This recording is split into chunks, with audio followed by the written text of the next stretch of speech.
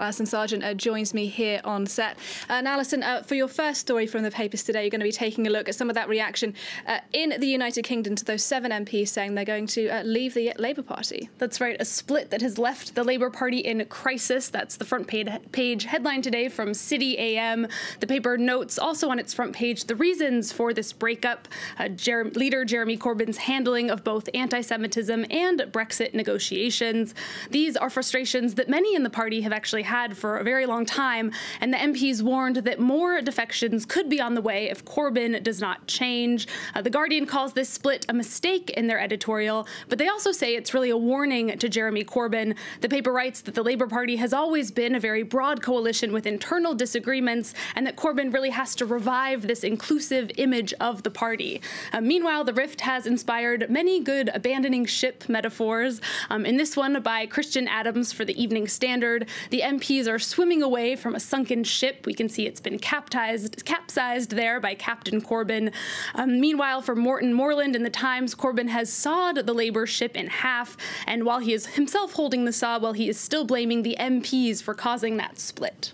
That's right. So many of the right-wing papers not too happy with Jeremy Corbyn, but left-wing papers actually pretty angry with those 7 MPs themselves. Right, and we saw the Guardian in their editorial sort of arguing both sides of this, that Jeremy Corbyn is really responsible, but that the MPs are making a bad decision by leaving. Other papers are even harsher with those MPs. We can take a look at the UK's Communist paper. They're calling the MPs the insignificant 7 on their front page today.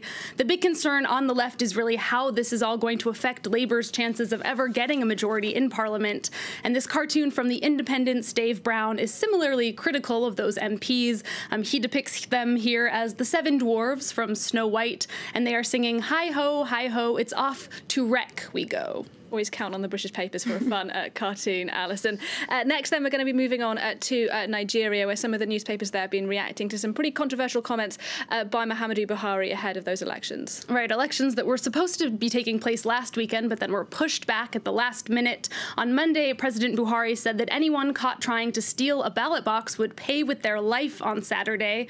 He said that he would give the military the order to be ruthless on Election Day. Nigerian paper The Daily Trust is headlining on these comments today. They note that the national leader of Buhari's party did clarify the president's statement. He said that Buhari was really only speaking of people who are out there trying to rig the vote. Still, that hasn't stopped pretty fierce criticism coming at the president from the opposition. Nigeria's main opposition party, the PDP, accused President Buhari of encouraging, quote, jungle justice. Meanwhile, some civil rights groups have said it's a call for extrajudicial killings. And finally, a coalition of political parties that endorses the opposition PDP candidate, well, they said that if anyone ends up getting killed during Saturday's elections, they will hold President Buhari personally responsible. Next, then, Alison, you're taking us to the United States, where the press there is trying to get to the bottom of this really quite unusual story of an apparent hate crime that people are saying perhaps could be a hoax. Right, this is a pretty bizarre case that has seen a lot of twists and turns over the past few weeks that it's been circulating around the press in the U.S. It started when the actor Jussie Smollett, who is both black and gay, said that he was attacked by 2 men outside of a restaurant. He said they poured bleach on him, tied a noose around his neck, all of this while shouting racist and homophobic remarks, including Donald Trump's signature slogan, "Make America Great Again." Now, this incident sparked outrage from journalists and politicians on the left. The problem, though, is that the U.S. media has since reported that investigators suspect that Smollett actually orchestrated this attack against himself. The right-wing media has now seized on this story as really a prime example in their eyes of left-wing media bias and attempts to try and vilify supporters of Donald Trump who would have allegedly maybe carried out this attack. This story was one of Fox News' top stories on Monday. It's also prompted cartoons like this one from a conservative blog that shows Smollett here in a MAGA-style hat that reads "fake news" instead of "Make America Great Again." Now, it has not still been confirmed that Smollett did plan his own attack, but one writer at the Daily Beast is still urging the media and politicians to really see this as a cautionary tale. He says we shouldn't go overboard in supporting all people who come forward alleging to be victims without due process. He says that really ends up ultimately only playing into Donald Trump's hands. Quite an extraordinary story, Alison. Finally, from you then, you're going to keep us in the United States to tell us the story of an iconic picture from the 20th century. It's back in the headlines today, and that's that photo of an American sailor kissing a woman in Times Square at the end of the Second World War. That's right. This photo surged back into the headlines because the man pictured in the photo actually passed away at the age of 95.